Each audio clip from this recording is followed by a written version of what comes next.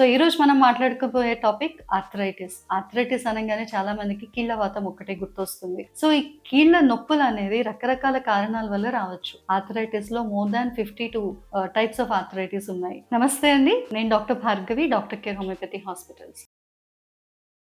మనకి కామన్‌గా కనిపించేది ఆస్టియోఆర్థరైటిస్. అంటే మన జాయింట్ ఏదైతే ఉంటుందో, ఆ జాయింట్ మధ్యన ఉన్న ఆ లూబ్రికేషన్ అనేది డ్రై అయిపోయి, దాని చుట్టూ ఉన్న ఒక లేయర్ అనేది ఒకదానికొకటి రాసుకొని, ఆ బోర్డర్స్, ఆ బోన్ లేయర్స్ అనేది డ్యామేజ్ అవుతూ ఉంటాయి. అండ్ ఇంకొకటి మనకు కనిపించేది గౌటీ ఆర్థరైటిస్. అంటే బాడీలో యూరిక్ యాసిడ్ ఎక్కువైపోయి, ఆ యూరిక్ యాసిడ్ క్రిస్టల్స్ అనేవి స్మాల్ జాయింట్స్ లోపల డిపాజిట్ అయిపోయి, వాళ్ళకి joint swelling, redness and severe acute pain. అంటే పెయిన్ చాలా సివియర్‌గా ఒకటేసారి సడెన్‌గా వస్తూ ఉంటుంది.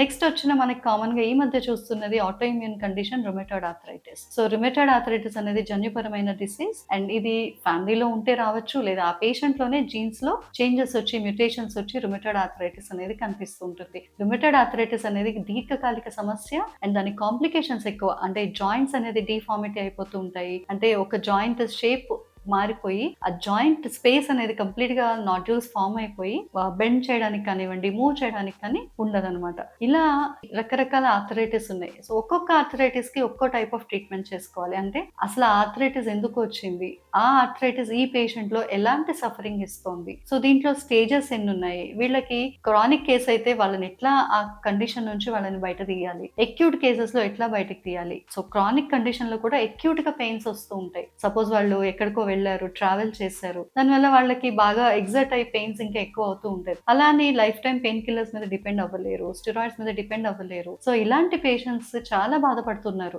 ఎక్కడికి వెళ్ళాలి, ఎట్లాంటి ట్రీట్మెంట్ తీసుకోవాలి, ఈ సమస్య నుంచి నేను బయటకి ఎట్లా రావాలి, ఉదయం లేచిన దగ్గర నుంచి నిద్రలో కూడా నొప్పులతోనే ఎవ్రీ డే వాళ్ళు పెయిన్ తో సఫర్ అవుతుంటారు. సో ఈ పెయిన్లెస్నెస్, అంటే ఈ పెయిన్ లేని లైఫ్ ఎలా ఉంటుంది అనేది వాళ్ళు మర్చిపోతారు. అలాంటి పేషెంట్స్ కి మంచి సొల్యూషన్ మీకు డాక్టర్ కేర్ హోమియోపతిలో జెనెటిక్ కాన్స్టిట్యూషన్ సిమిలిమం డ్రగ్స్ ద్వారా దొరుకుతుంటుంది. సో కింద స్క్రోల్ అవుతున్న నంబర్కి ఒకసారి కాల్ చేసి అపాయింట్మెంట్ తీసుకుని వెంటనే మీ సమస్యకి హెల్ప్ తీసుకోండి. Thank you.